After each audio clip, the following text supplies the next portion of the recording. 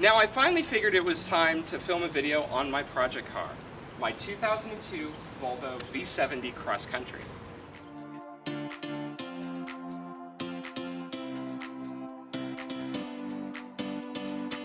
Now you might be thinking that that's kind of an odd choice for a project car, and you'd be right. Even the performance version of this, the V70R, isn't a really common platform for performance builds.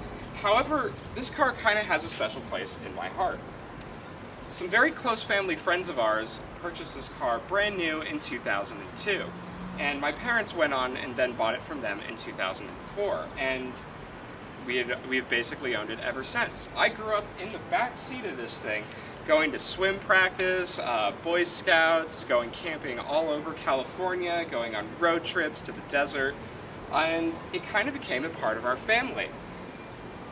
When it was time for me to inherit it when I got my driver's license when I was 16, I couldn't help but start modifying it like any young car guy, and it's kind of gotten a little bit out of hand. Now I don't think I'll actually be selling it at all in the future, and I'm just going to continue owning it and modifying it to my heart's desires. As you can tell now, there are already a couple of modifications on it, so I'll give you a walk around of what those are. Now right off the bat, you might be able to tell that this XC70 sits quite a bit lower than most other XCs, and you'd be right. It is currently sitting on a set of BC Racing BR coilovers, and it's lowered about 4 or 5 inches. I honestly didn't measure when I installed them. And it's also sitting on this absolutely gorgeous set of HRE R43 wheels. Got really lucky on Facebook Marketplace one day, and these are my absolute favorite wheels of all time, and I can't believe I have them on the family car that my mom brought me to school in. It's also currently running a set of our 4-piston Brembo brakes, and as far as performance modifications, that's really about it. I do have a set of Elevate sway bars that I was going to install before this video, but I did not have enough time due to school and work reasons. Most of the other modifications, though, are pretty much just cosmetic. Up front here, we have a set of Japanese domestic market headlights, which do not have the amber corner that you'd find on the US ones. And the shrouds have also been painted this awesome metallic flake, and they look pretty sick in my opinion.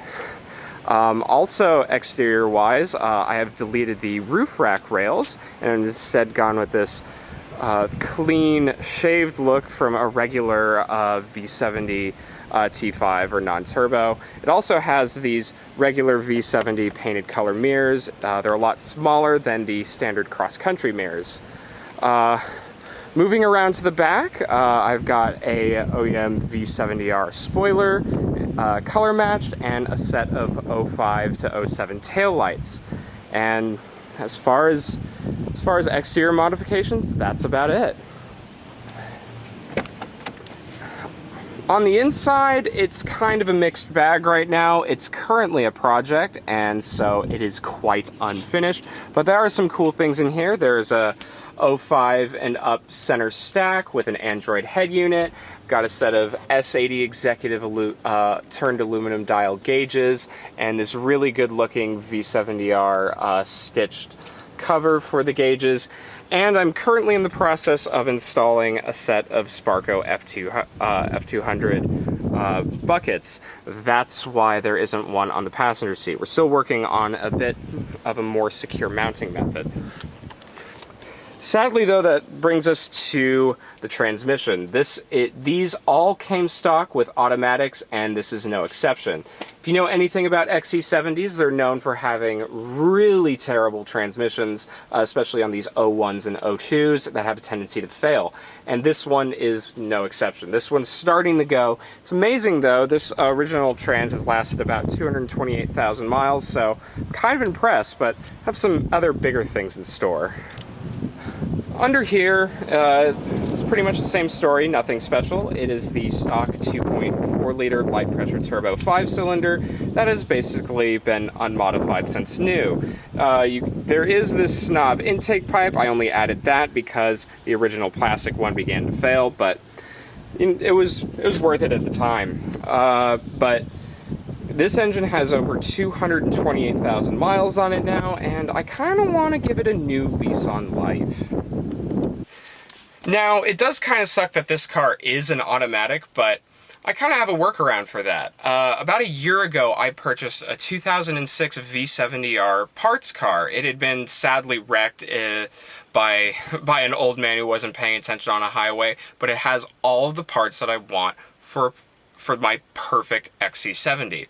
It's got the M66 6-speed transmission that'll will let me retain the stock all-wheel drive system, and I have a whole second R engine that has 100,000 less miles than my stock one.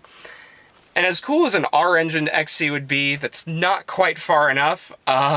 Since this car is basically my forever car, I plan on doing this build absolutely right through and through. So I'm actually headed out to California tomorrow, and I'm going to be tearing down my V70R. And I've got a pretty cool engine in the works too.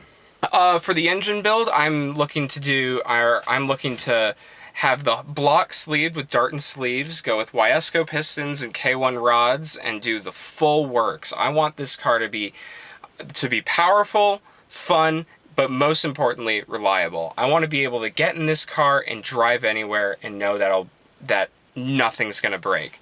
And since it's a Volvo, everything around it is pretty stout. I just want to make the engine also be that way.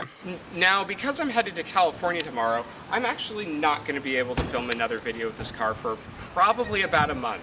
We're going to see how long it takes to actually be able to tear down my V70R parts car.